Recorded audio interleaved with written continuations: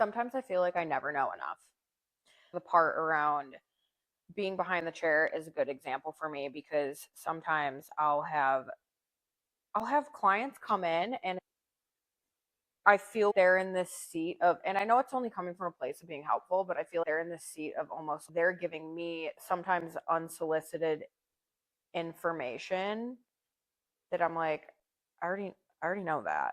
And it can be hard for me to, I don't want to say interject, but to kind of say my piece around it because I'm distracted with the physicality of doing what I'm doing, like painting the hair and all the other people and conversations that are around. And so now for me to dive into some deeper conversation around whatever it is that we're talking about or they're bringing up, I'm trying to think of an example to put this into perspective. Well, this is where I ask the question of where do you not think that what you have to say brings value, right? Or the way that you're going to say it brings value, your frequency isn't going to be received by those that are listening, versus where you feel there's potentially people out there that have been doing it longer, or the way they articulate it is better than you do, or wherever that might come from, of where's your perceived piece of that. And also then where are you not sharing some of those things so people are assuming that you don't know them, so they're coming to you of trying to be helpful. Yes. And that's definitely a huge part of it. And maybe that is what I could open up more about on social media so these people do know more about me in that way. But also back to the conversation of feeling it doesn't necessarily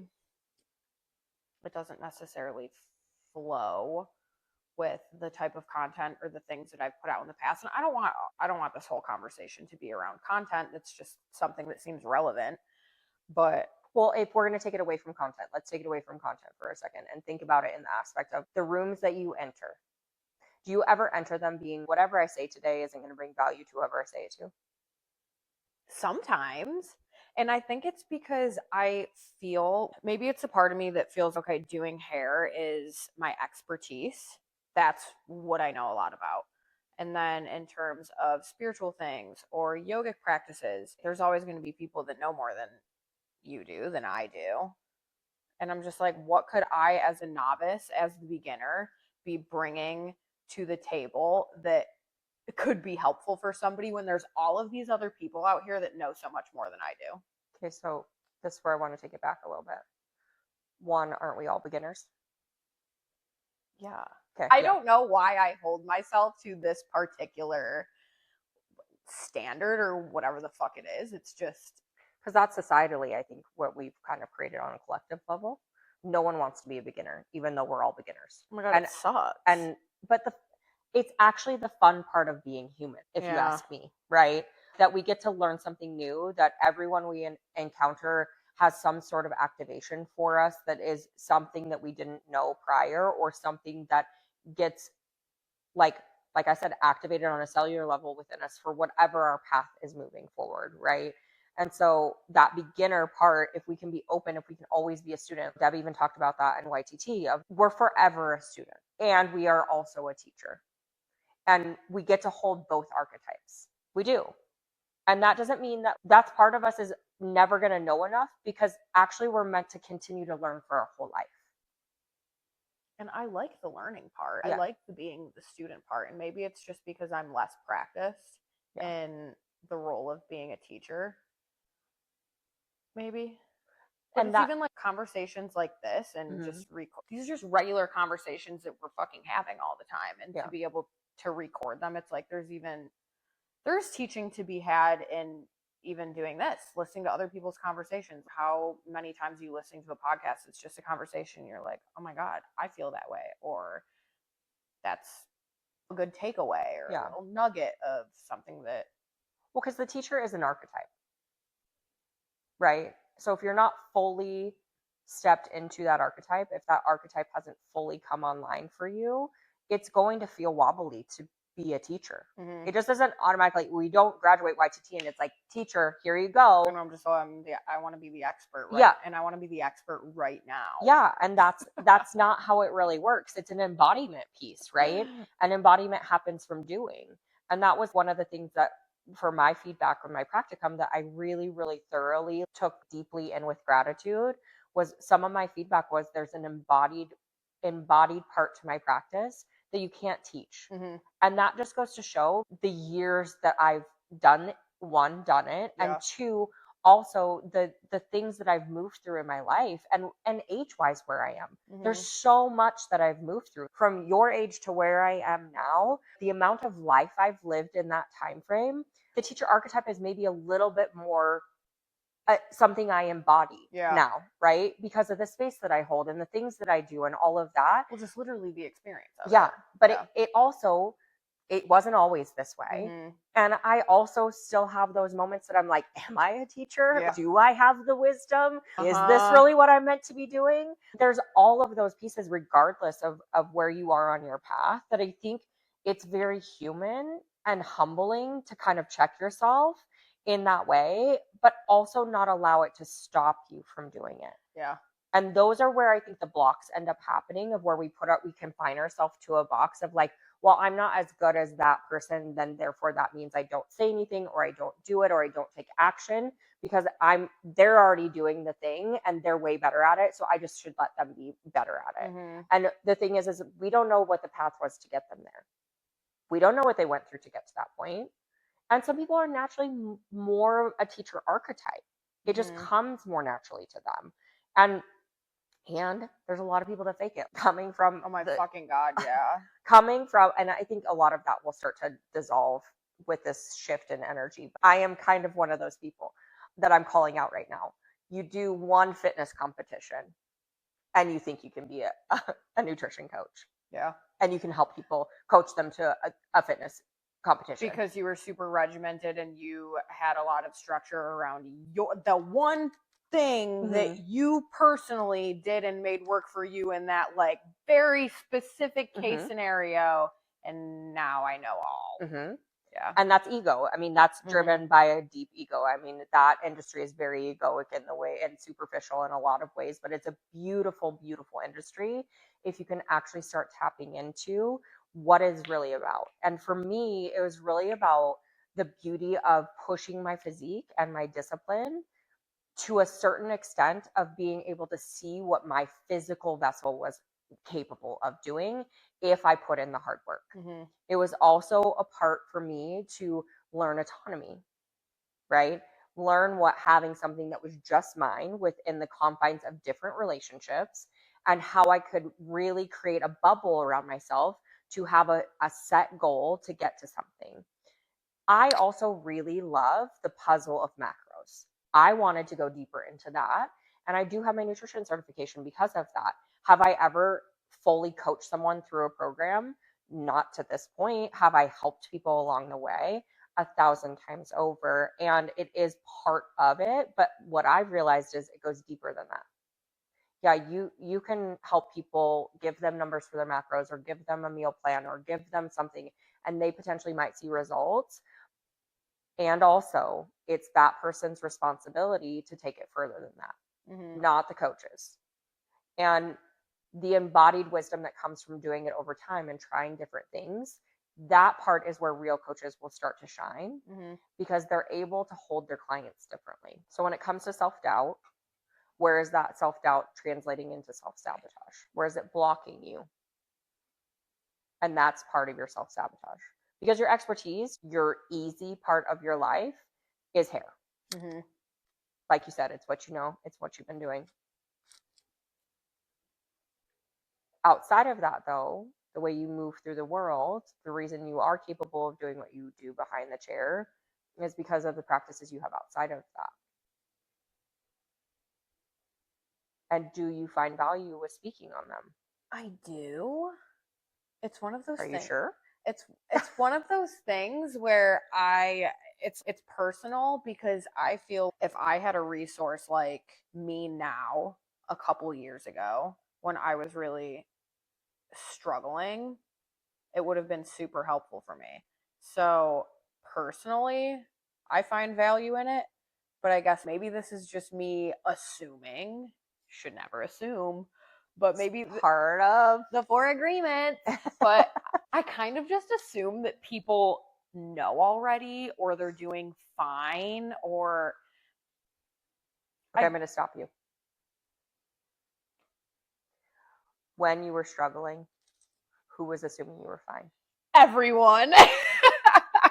Why? Literally everybody. Why? Because I was really able to hold it down and act like I had my shit together. Okay, so who's acting like they have their shit together and Probably, maybe doesn't? probably everybody. Okay. Why? Because it's easier. What's easier? Sometimes it's easier to just be miserable and get through one more day. Okay, I just have one more day of this, or one more client, or one more this, or one more that, than it is to just take the break and actually sit in the discomfort of being by yourself. And there's so many people there's so many hairstylists that I encounter. And again, I don't want to assume, but they seem so good and fine with the chaos, the oversharing, the overbooking, the not eating all day, the running on caffeine, the drinking, the bad habits. Well, and that's where I would say is that because that's what your nervous system is accustomed to. So your nervous system doesn't know any different. Right. But I guess now that used to be me. Yeah. And that's not how I live anymore. But now when I see people around me that they still navigate life in that way, I'm like, do these people need help? Well, they probably need help, but do they want to be helped in that way, or are they cool with their reality? And I guess you don't know if you don't ask. Maybe I feel uncomfortable asking because there's just part of me that's like, who am I to call you out on what I'm observing? If I don't know. As the girl who sat in a lot of chairs and called out their hairstylists over here, me, I will say, because of the nature of what I do and how I am in environments, I have had a lot of hairstylists tell me way more things than I think they normally tell most people about what they're actually dealing with and what they're actually struggling with. And so there is a part of it that I think if they have the environment and they're ready to speak on it, they will. Yeah. And also, I would also say with working with people and their nervous system, what they're comfortable with, vulnerability around I'm struggling is very hard. And because you don't know you're struggling until you are way beyond struggling. Just that's 100%. You don't know you're struggling until you're about to die. until your nervous system goes into collapse. Yeah. That's what happens. You stay in fight or flight long enough, the system collapses. And in collapse is where you're like, shit, I got to do something different. And that collapse is beyond the point of where you were actually maybe meant to reach out and maybe meant to be vulnerable and maybe meant to say something sooner. But like anything else, until we're ready for change in our life, internally, until we're over our own bullshit, it doesn't matter what anyone says to us. It doesn't. And maybe the importance of what I need to be doing is just talking about opening up the dialogue around this kind of thing more, because I'm not just going to approach a coworker and be like, hey, you seem like you're having a hard time. You want to talk about it? In the midst of, I got a client, I'm doing a highlight, they're balls deep in whatever they're doing or what. It's just not the time or the place. It's different when you're sitting in the chair and you're one-on-one with somebody. I'm not having those one-on-one for extended period of time, intimate opportunities with other hairstylists. Yeah, because I would say even you, though, even going back to originally what we were just talking about, you behind the chair, you in that mode, you are not in a place of vulnerability where you're opening up even about your struggles a lot of the time. You're not thinking about it. You're not focusing on it. Oh, to my own clients? Oh, I operate completely Yes. different than, but that's a whole other conversation, because I'm hearing conversations that are going on around me, and hairstylists, I've worked in a lot of different salon environments. Yeah. Hairstylists are pouring their deepest, darkest secrets in their, and I'm just like, holy shit, tighten it up, because then I can feel the shift in the room when these conversations are happening, and then to go in the break room and just now, like, this person is I can tell they're depleted from the story that they just told. And everyone's out here saying, oh, I'm doing all the work, I'm doing all the things, and I'm okay, but are you? And this is where I think your vulnerability lends towards helping people around the experiences you've had and what you've learned and what you've moved through, versus you holding it tight to the chest and not taking the time to talk about it. Yeah. Because those aren't about knowledge, just so you know. Knowledge comes from you starting to speak about it, because your natural innate ability to talk, your knowledge then threads through what you say. But if you don't start talking, no one's going to know. Which just goes back to that meditation when you were, what did you say? Spirit says for somebody who talks a lot, you're not saying much. And I'm like, fuck. But, and this is where I would say, even when we're talking about, I don't have hairstylists sitting in my chair. Okay, they're not sitting in your chair, but they're in your environments. Hey, do you want to grab coffee sometime? Yeah. That doesn't have anything to do with social media. It has to do with connection. And most people just want to connect. As much as people are like, I can do this all on my own. No, you being one of them. That's how, well, I can do it all on my own, but also I still want the connection part too. Because that's something that I value that. What's so cool about just being a part of different communities, like at Buddha after yoga, I'm talking to Deb, and Nikki was there, and we're just, these are relationships that I've formed by just showing up in real life. And it's like, now they're coming to see me for their hair, and I'm coming to their classes, and it feels so much better, I think, because they've had the opportunity to be in a more intimate setting with me. Yeah. And there's something so different about that. Yeah, I mean, you and I have talked. Social media for both of us it's a whole thing, because in person feels so different. And it's really hard to articulate all the shit that we've even been talking about for the past X amount of minutes. Yeah. People's attention span on a reel, you got to really make an impact in 7 seconds. And it's that part of it that I struggle with so much. Can I hold a mirror up for a second around that? Sure. Okay. Maybe not, because I'm not looking very cute right now. I don't want to look at myself. Fictitiously look at yourself right now in your most beautiful form that you feel radiant in. Where is it that you only have 7 seconds to have someone create an impact on you, for you to take value in what they have to say? I gravitate more towards long form. Okay. Though. Yeah. Well, so I guess maybe that comes back to I'm making assumptions about people. There's the mirror. Because I like the random rants on TikTok. I was just watching a hairstylist I follow. She was just fucking talking about something for, I swear to God, like 13 minutes. And I watched the whole thing. So you're like a YouTube short person.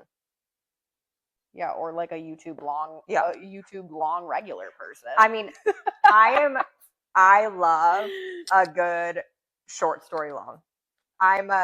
This is a short story real quick, and we end up sitting for an hour, and the story takes the entire hour, and I am 100% okay with that, because I love getting lost in space and time with people. I think there's something to be said about the art of being able to get lost in a conversation that you fucking forget about what time it is. You don't know where you are. You don't know how you got there. That to me, we operate that. People in my life are like, I don't get it, Claire. Your phone is hardly ever out. I'm really intentional about it, because To me, when someone picks up their phone, it automatically shuts my system down. Energetically, you are saying to me what you're saying doesn't matter. And it has been that my entire life. And it's gotten worse as time has gone on with people on their cell phones. But when I go sit with people, I really try and be intentional. Even with my watch on, I try and not check my watch, or I'll put it on do not disturb, because I really want to be in this place of like, we're here. Mm-hmm. You and I are here. And this is what's important to me. And whatever you have to say is meant for me to hear in a way that I am all ears, all heart, all of it in this moment. I have had friendships that has been a really big struggle, and that I don't feel like I have value when I talk, because they're constantly checking their phone. Yes to all of that, for sure. Circling back to, okay, how could I be having more one-on-one conversations with people? Having that intention, maybe when asking somebody, oh, hey, let's meet for coffee, or and maybe starting to build community from that type of place versus, i.e., we're going to have coffee and connection. yeah, we're literally going to do this too. Yeah. So if you're listening to this and you're liking what we're saying, come meet us for coffee. If you've made it this far, if you've made it this fucking far, and we won't have our phones out. We will But not. We might have tarot cards and human design shit, but we won't have our phones out. It's so easy to forget about the little things like that. Well, and I do think it's also hard to make that time. Because what we talked about earlier, where if it's not making you money, are you devaluing it? A connection, going to coffee with someone, you're spending money. You're actually not making money. And that connection may not have any financial gain for you. And what does that mean? How does that make you feel? And do people take the time to actually do that if there is not a financial gain from it? And I think more and more often than not, we're not honest with each other, with ourselves, around, I'm actually not making time for this because I don't think it brings financial value. I definitely am guilty of that. Not in terms of connection though.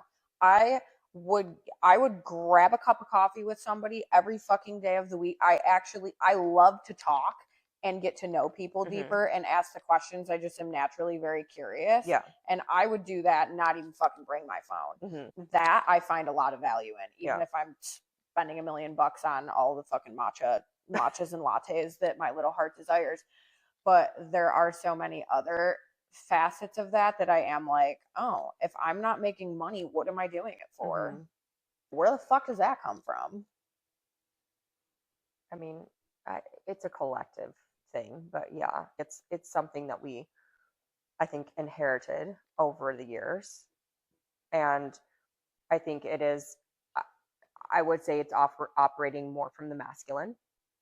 Because, for sure. Because that is definitely more of a masculine energy of, like, prime example, I make bone broth and I enjoy cooking. It's something that I find a lot of value in when it comes to how it drops me into the body and how I feel about it. And also, when I was making massive amounts of bone broth, I was approached with, you should make a business out of this. And did I approach you with that? No. Oh, because that's some shit I would say. Yeah. Everything could be a business if you just believe. Yes, and that's masculine. That's operating from the masculine.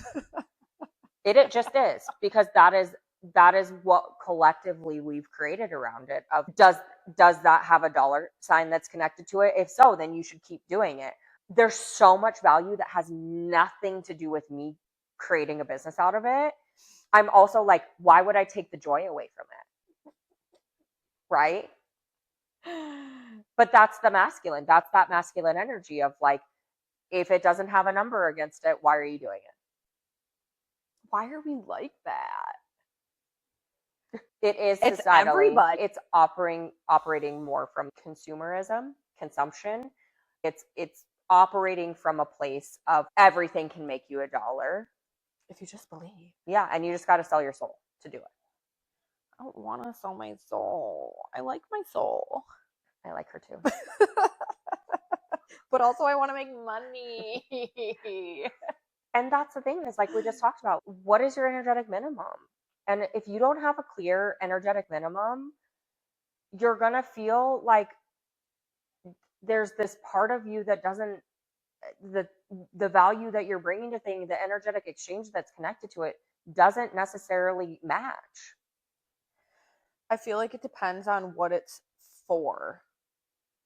Putting a price tag on a service versus putting a price tag on, if I was gonna, I don't know. Isn't it still a service? Every, Aren't they both service based? yeah. Yeah. So what does that change? I just feel like it would be different versus if I were to sit down and compile a bunch of information about X, Y, and Z and then try to sell it. But this is where, like, Raph was talking about that. Information is everywhere. We have chat now. We have all the things. We have everybody out there with a new course. It's not about that. It's about the service. Yeah. It's about the connection. It's about, and that's all the part that I like. Yes. So there's this just disconnect for me in that. Maybe information is everywhere. So why would I be able to make a ton of money with the information that I have? You know what I'm saying? But this is where the interactions that you have with people, it's not a course, it's about the interaction. I'm going to go back to that. It's about the connection. It's about the one-on-one part, or the two-on-one, or small group, or whatever it is, or a massive group on a stage. It's truly about, how am I creating in a way that's authentic to my soul, that I am in service in the way that I want to be in service, with the expertise in which I think I have, or feel I have, or embody. You embody hair. So of course that's going to be easy for you. Where are you still working to embody the other things so that you feel more confident in speaking in them? Well, just like everywhere, it's a slow burn. Back to being the novice or the beginner. It's a slow burn in the beginning. You just have to keep doing the things. And why don't you like slow? Because I'm fast. Because I'm from New York. Everybody move quicker. Where have you attached that to your identity? Everywhere. And where do you need to detangle some of that? Everywhere. But also it keeps me going and it keeps me fired up a little bit. But that's what your nervous system's used to. It's not used to slow. Yeah. So you're not comfortable being slow. You're not comfortable with something being sustainable long term when it comes to a slow burn.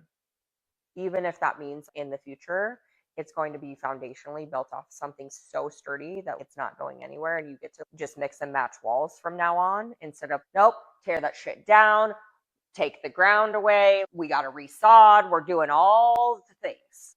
Where are you in this transition right now that you're actually trying to create a more stable foundation in your authenticity, versus where you've created it before, which is maybe from a place of, I need money, or I need this thing, or this is tied to my value or my worth, and if I'm not successful at this, this is saying X about me. Yeah, I guess that's the thing to sit with. That's a big thing that I've untangled over the course of the last couple years, is my worth is so much more than just what I do as a career. Yeah. It's who you are as a human. I would say it's who you are on a soul level, actually.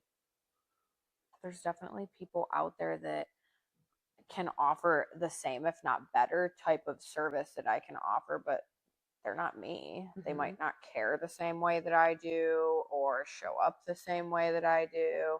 I'm not just the dollar amount of the services that I offer, and it's not about how many hours I can possibly be working in a day, and that's how worthy I am of making money or having whatever connections with people, physical thing, material shit. I don't know. It's really fascinating what you just said around that idea of the service that you bring to people, and how you show up, and all of that. And there's a question of,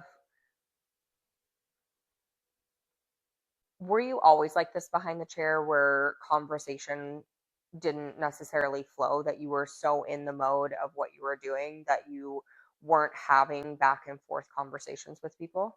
I was so busy that I actually at one point said, I only want to take silent appointments. All I want to do is the physicality of the job. I only want to do the techniques. I can't with the deeper conversations with people. At one point, I wanted people to just come in. We exchange pleasantries and I rally out and do the highlight or do the color, the haircut, produce the beautiful hair. And I say, I love you so much. I'll see you in 12 weeks. And Are you starting to get back to that place? no, not in this. Okay. Not in, no. Okay. No, I mean, it was bad. And I love, these are like my clients from New York. I love them to death. I consider myself friends with these people. I was so burnt out and fried and so busy that I didn't have the time, because once I get to talking, I'm talking with my hands and I'm expressive and all, and next thing you know, a highlight throw 2 additional hours onto it. I didn't have time for that. And the part that's like not protecting myself energetically to be able to have somebody come in and be like, oh, I found out I'm pregnant. And then the next client be like, my dad died. And oh, I just got engaged. And maybe just being the age that I am, there's lots of big pivotal things happening in people's lives. It was all a lot. I'm having to match the energy and the acting piece of it that's almost a little bit performative while doing the job part that people are paying me a lot of money for. Do you know that you have a different voice? What do you mean? I noticed it when I was in the salon with you last time. You do have, do I have a little split personality? Little splitsies? You have a performative voice that happens. You didn't do it with me. Your interactions with other people, I noticed it. With stylists? No, with the client that came in. Oh, fuck yeah. Yeah. Oh, fuck yeah. Mm-hmm. Yeah, because it's my professional Nikki version. But is she professional? I think so. Is she not? I mean, she's not real. So is that professional? Is professional fake? No, it's not fake. It's just filtered. She wasn't filtering. What do you mean? She was adjusted. You adjusted who you are. I thought the Nikki I had behind the chair is very professional. Wait, so what are you saying? So what I'm saying is, do you notice that with yourself? Yeah, I guess. And do you like that version of you? I feel like that's the protective barrier that I put up, because coming back to the energy thing, it's a lot. I want somebody to come in. This is about them. It's not about me. I don't need or want to share a whole bunch about me. I want them to have the floor and have the space and the opportunity to. But that's where I would say, you not sharing about you not trauma dumping or oversharing to your client, it isn't what you're doing. You're walling off. It's a protector, like you said, it's a protection piece, right? But it, in essence, is abandoning who you are in that moment, the depth that you have. And that's where I would say that, and this is really strange that this is coming out, because I actually didn't think this was going this direction at all today. But it was really fascinating, because I'm like, oh, if I met that Nikki is actually who I see online a lot, now that I'm thinking about it. The one that when we started following each other before YTT, and I'm like, oh, I don't know about this girl. Like, I don't know if we're going to get along or not. Why? And then I met you in person, and I was like, oh, yeah, we're good. And maybe that's part of whatever this disconnect with being online is. Yeah. But also, you're only seeing little fucking glimpses. It's all curated. But that's a part of, I saw a glimpse of that version of you when I was sitting behind the chair and you were working with someone else. The wall version of me that comes out sometimes is a little dependent on the person. And I feel well, but I've actually seen you in 2 different salons, though. And the version of you that I think exists at this new salon, you're definitely way less walled off than you were at the previous space. Yeah. Okay. So that part you've already adjusted, but there is this persona that I'm like, is that part of your disconnect from what you're doing currently? Because coming back to the amount of time that it takes you to be with people, even without fully being you, you not being talkative and boisterous and with your hands and like dropping knowledge and having these deeper connections with people when you're behind the chair, right? That amount of time that you're spending with them. And if you had to spend more time. Do you mean maybe I'm not doing what I'm supposed to be doing?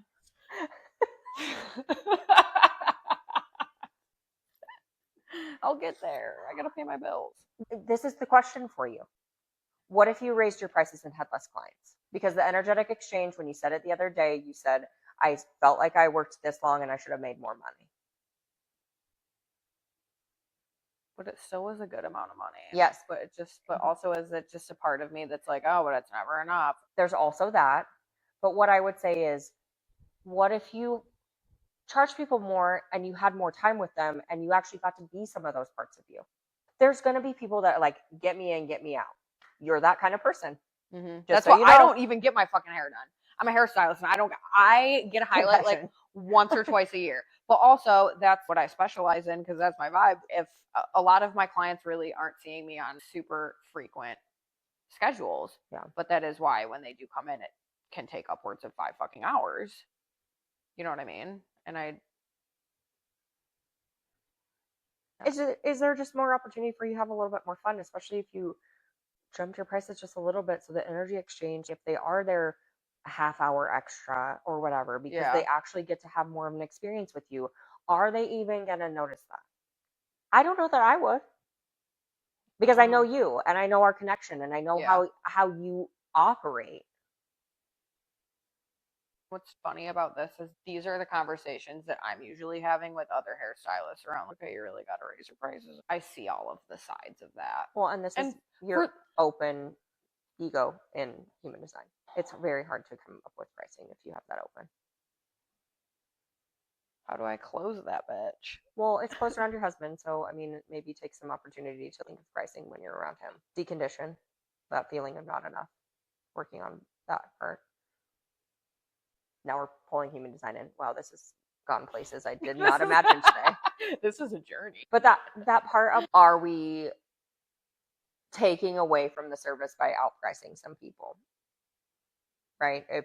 If some people can't afford it, that's one thing. But if some people don't find value in their hair in that way, you're going to lose them anyway. It doesn't matter if they were in your chair for a half hour or 3 hours. If they don't find value in their hair, it's going to be really hard for them to continue to come back and spend that kind of money. I've already made terms with that. That's something that a lot of people do struggle with, though. They're so booked, but they don't want to lose any. But that's another thing I see just in the industry all the time. And it's like, you do have to up your prices to weed the people out. I think also to that point, because I'm still kind of building here, my prices for the most part, I am comfortable where they're at. The extreme of having a rogue 13-hour day and wishing that I made $10 million instead of what I made naturally, those don't happen as frequently as they were when I was way busier in New York and wanting to KMS. I generally feel pretty good, given also the fact that I'm still building a clientele, because people don't know me here. I don't necessarily want to be, oh, okay, the highlight with me is going to be $700. But this is where I'd rather grow into that. But here's the deal. If you are attracting clients at the lower price, when you make a price adjustment later, what's inevitable? They're going to fall off, but at least I will have built some credibility. And what says you don't have credibility already? Because people don't know me the same way here that they used to. They're never going to, because that version of you doesn't exist anymore. The version of me that existed 4 years ago does not exist today. Is it because you're not a salon owner anymore? So you feel like you don't have that?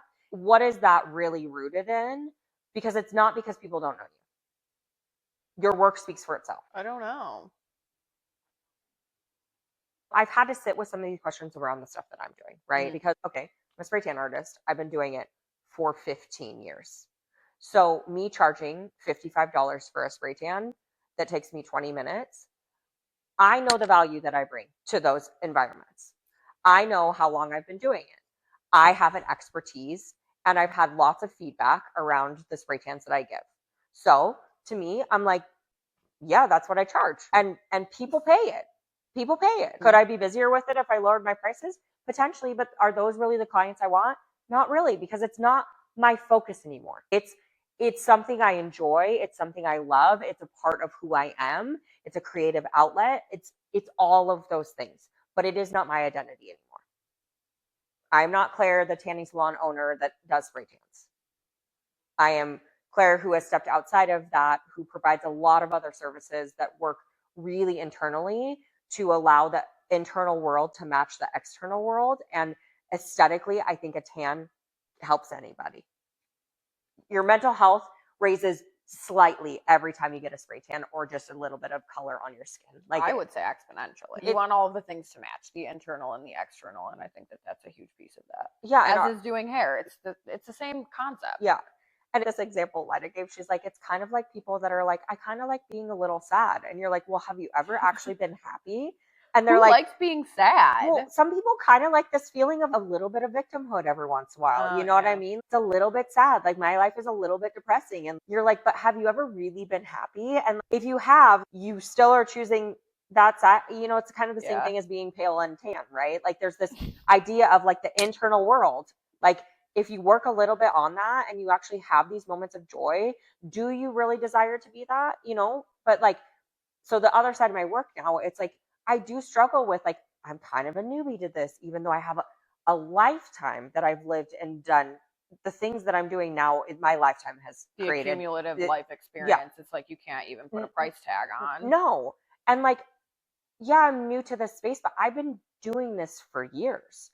And so I'm like, okay, no, actually the value that I'm bringing to these sessions, I was undervaluing myself.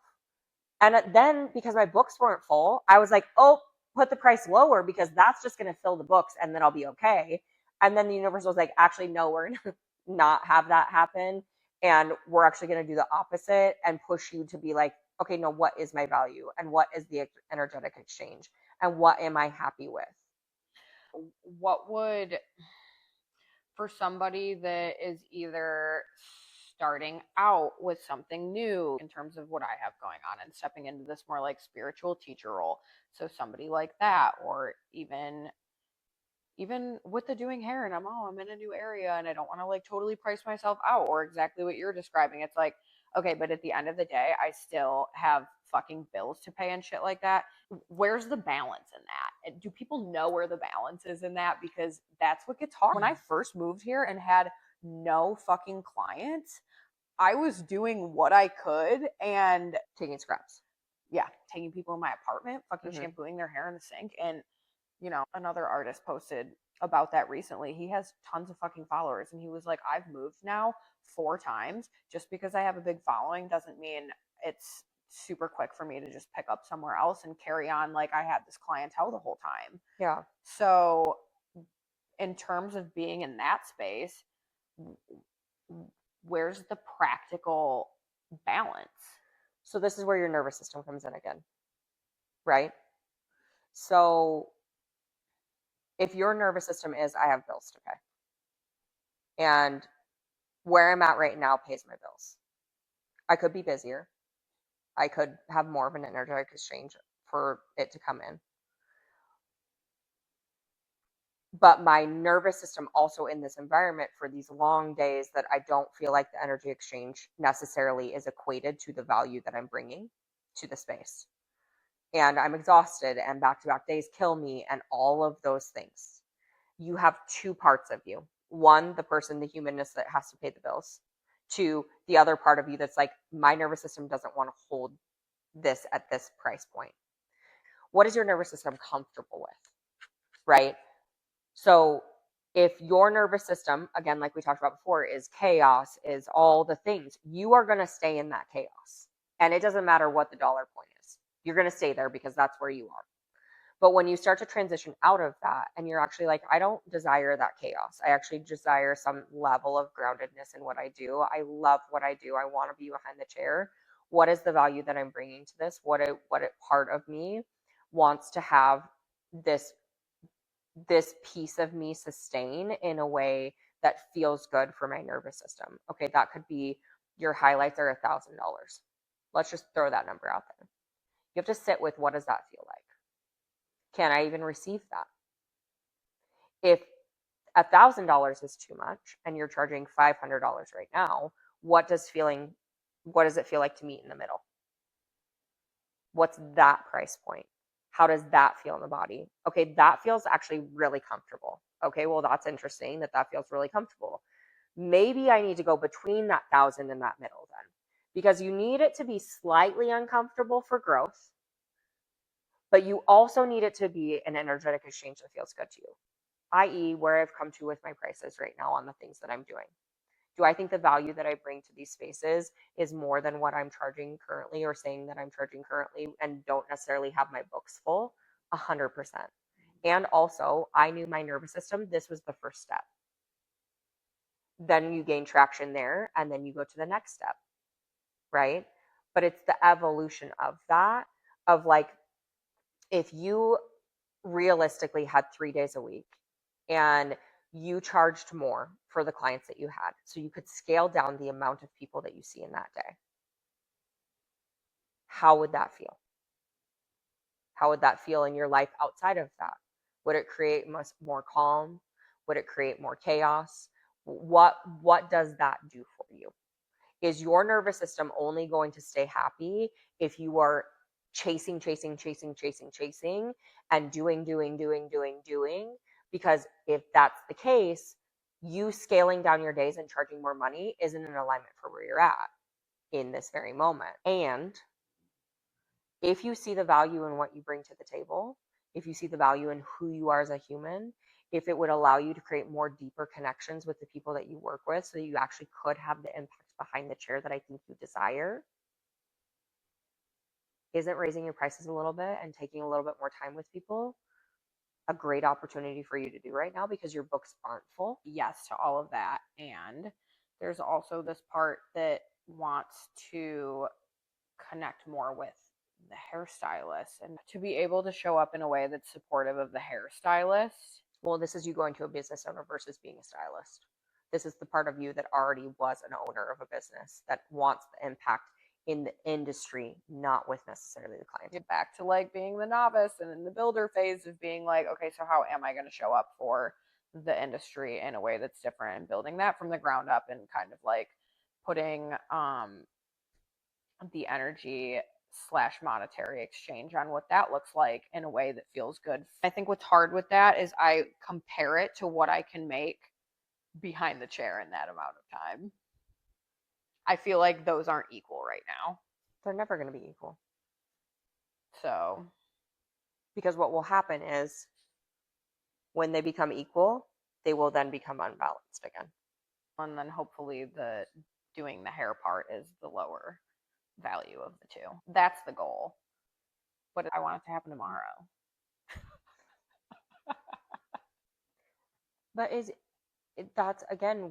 your system able to hold that structure if it happened tomorrow? I don't know. I don't know if it is. I don't know either. And like another question that came through when you were just speaking around that is that idea of like, okay, well, when you started the salon, weren't you a beginner? Had you ever owned a salon before? No. Did it happen fast? Mm-hmm. Because why? Because I already had the clientele backing me up, and it was just really, honestly, it was an easy next step. The owning of the business wasn't necessarily what was easy, but the transition for me was easy because it didn't take a financial hit. Yeah. So that part. It purely has to do with the fact that you didn't take a financial hit. Mm-hmm. Okay.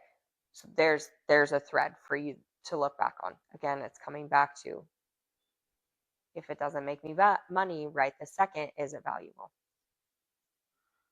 Yeah, well, it was safe. But isn't any great risk actually not totally safe? Yeah. Even the risk of moving. I mean, I left a whole clientele and literally started from scratch. And look at where you are. And look at how many salons you've moved. 100. I've been in 100 salons. Like, I was like, you've only been here 2 years, not even. How have you been to this many salons? I'm like, And you know what I gotta say? I left every single one of them with the exception of one on great terms because I'm a master communicator. Here's the deal. If you're unwilling to slow down, the universe is going to force you to, if you're really meant to. Yeah, that's facts. And where are you negating the joy of the freedom in the life that you do have? Like you were talking about, like the stress of like rent and all the things, but in reality, like one day you make rent. Like one day of you working, you make rent. Yeah, I don't know. It's such a warped, fucked up way of thinking. Mm-hmm. Well, and then I feel like I'm not doing enough in the free time that I do have to be propelling myself. Because you don't find value in it. Maybe. Because But also, even this is even what we're doing right now. I'm not getting paid for it, but even this conversation and putting it out there is going to have value because this is what we need to be doing. Mm-hmm. So I don't know.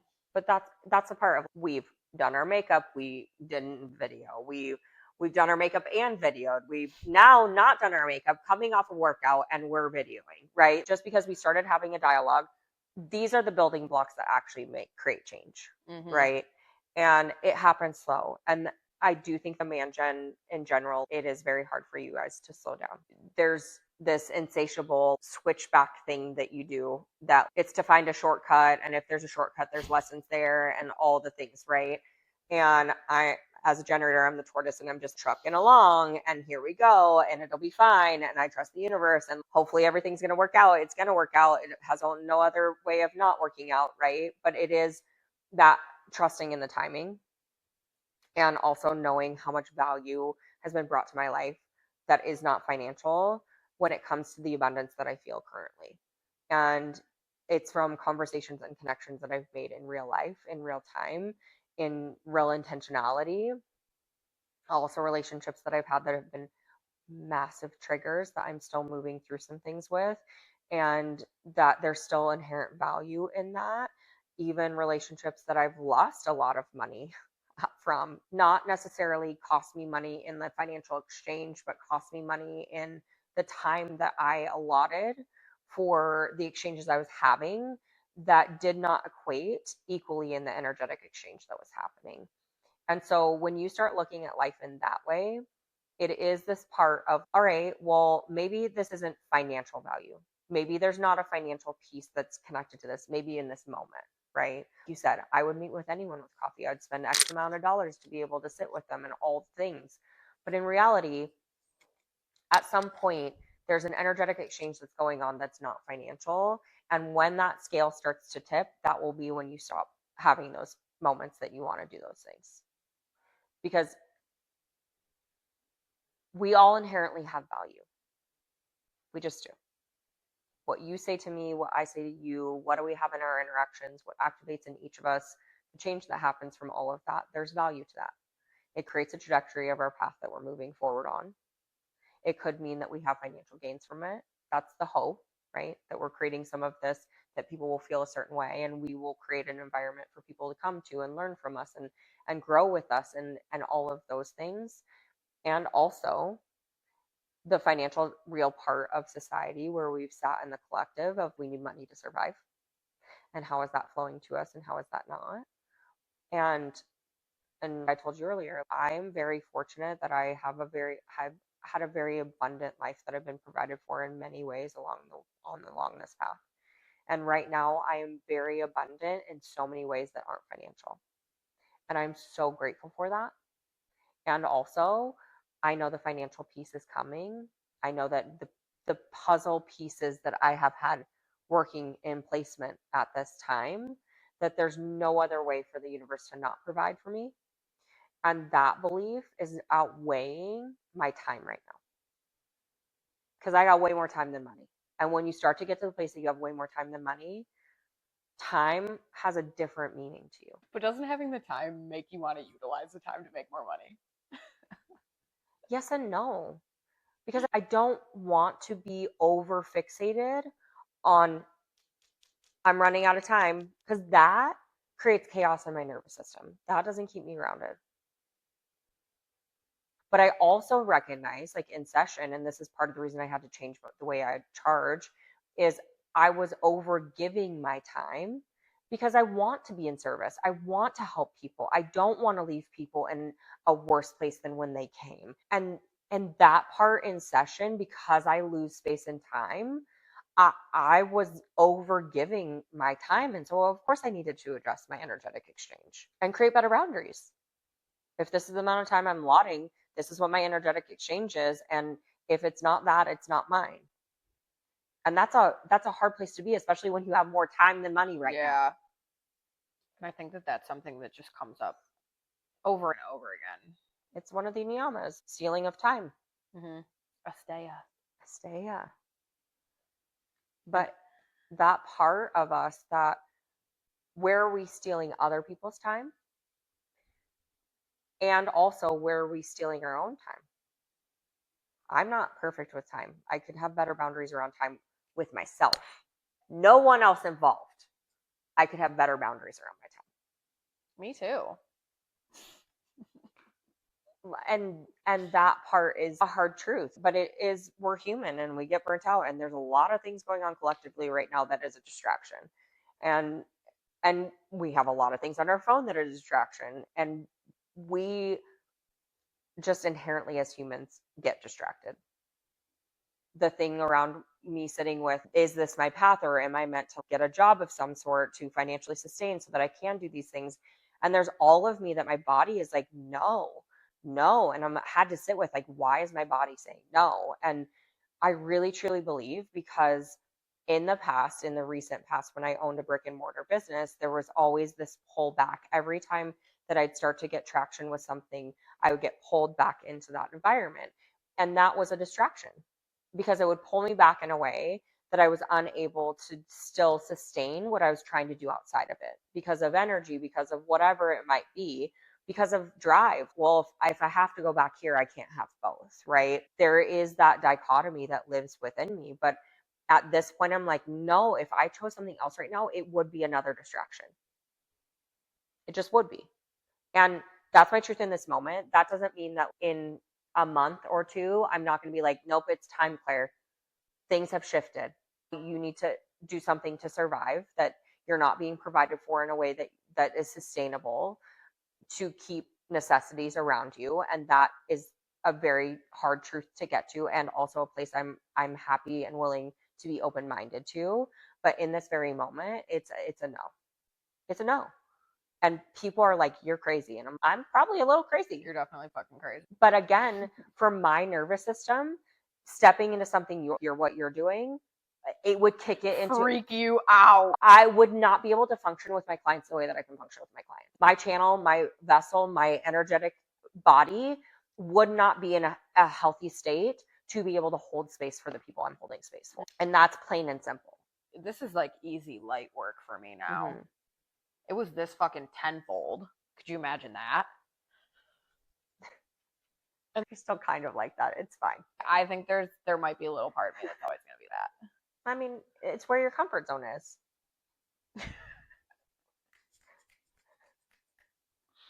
Andiamo. I think we gotta fucking wrap it up. That was good. You know what? Even though we were kind of ratchet from the gym, we pulled through and we got it done. Bye, bitches.